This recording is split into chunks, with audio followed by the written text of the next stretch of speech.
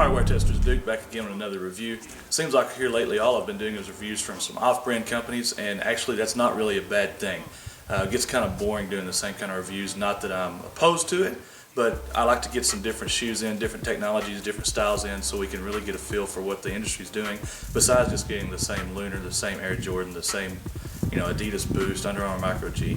So this time we're coming with a shoe that I was saying actually a couple of months ago, and I'm sorry I'm so late to review this shoe, but I've really been putting some miles on it and really wanted to test it out because it's really surprising how well these off-brand companies are coming. And this is the 361 Volitation runner. You might remember about a year ago I did the 361 Chromosole runner, which is 361's first entry into the US market. This is their second entry. It's meant to be more of a high-level, everyday runner for everybody. The Chromosole is more of a speed shoe. This one's more of just a cushioned ride, and we'll get into the cushioning system. They've got their own proprietary foam that they've been using and putting in these shoes, and it's really comparable to what you find on the market with other brands. So that being said, let's get right into it. Alright, first things first, let's get into materials. The upper, basically your open cell mesh. If you've seen an ASICS running shoe, a New Balance running shoe, Brooks running shoe of the 4, 5, 6 years ago, it's that type of mesh. There's not much difference in it than what you find in those shoes. It is foam backed, which is really nice. It's got a little bit of that foam backing, kind of like the CP38 from Jordan, to get into the basketball reviews.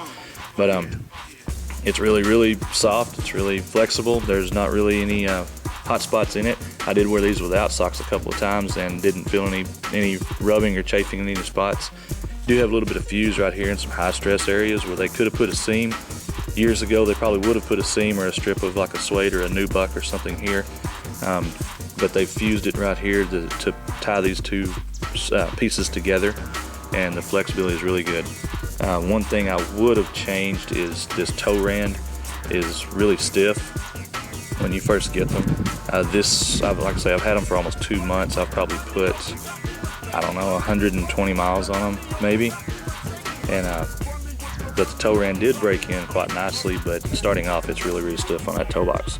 You got a really solid heel counter here in the back, which in the land of the Nike Freeze and the home of the Under Armour Geminis and Apollos is really kind of a throwback, but I did like it. It feels like a traditional running shoe, and if you're a fan of those, then you'll fit right in here. All right, real quickly on the fit, I felt these, I could have went up half size on these. I got a 10.5 like I normally get. 10.5 fits me great in all of my Boost shoes, all my basketball shoes from Adidas, Nike, Under Armour. These without socks or with really thin socks fit perfect. The midfoot is tied in. You can see the lacing system here really allows you to cinch up. It's just a little bit short right here in the big toe, not enough that I would go full size. I could see, like I say, a half a size, or wear thin socks or no socks and you're good. Otherwise, I would say go up a half a size. They do fit kind of narrow in this area, and I mean, you can look at the shoe here, and where normal running shoes have a little bit of a flare out right here around the forefoot, these fit really narrow, and the mesh makes it better because it gives with your foot. But if you've got a wide foot, again, look at going up that half size. Okay, I know it sounds a little bit weird to do in a running shoe review, but we're going to go over traction. I've had a couple of running shoes in the last year that I've reviewed. Traction really, for lack of a better word, sucked. They're slick when it's wet. Any kind of ground that gets a little bit loose material on it, they were sliding around. These feature a blown rubber molded outsole. It starts off really sticky. It's squeaked when I was walking in my hardwood floors in the house. Not I'm bragging about hardwood floors, just saying it gave a little squeak to it. As I put some miles on it, of course, that layer is worn off and the squeak has went down a little bit, but they still give a really good grip. You can hear the rubber they're giving there on the softness. Again, like I say, I put probably 120 miles on these, and the outsole still looks pretty good. So I think you're good in the durability category as well. All right, now we get to my favorite part, and it's really the reason I requested to review these shoes, and that's the cushioning.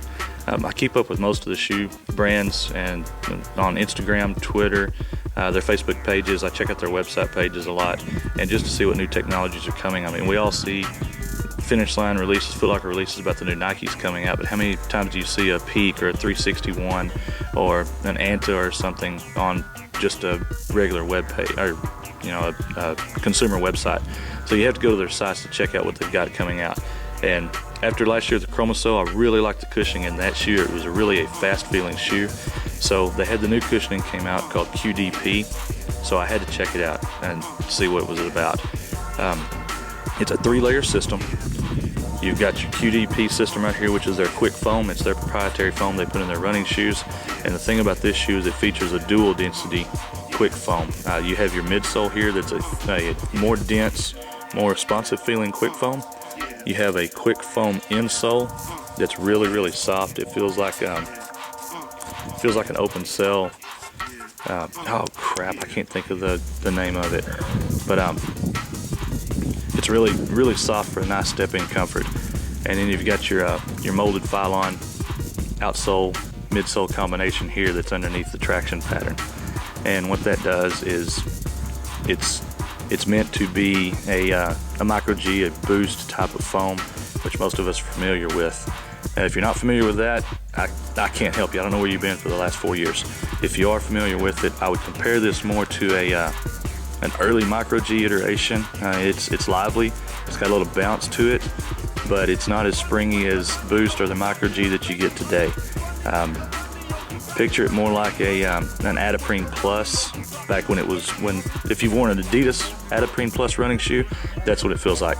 Not the basketball so much, but the Adidas, the running shoes that use full Adiprene that are bouncy and they're responsive, that's what it feels like. Now again, as far as longevity and response on the cushioning, again, it does have a little spring to it. I wish it had a little bit more here in the forefoot, because you can see it rides pretty low in the forefoot, which is not bad for a speed shoe.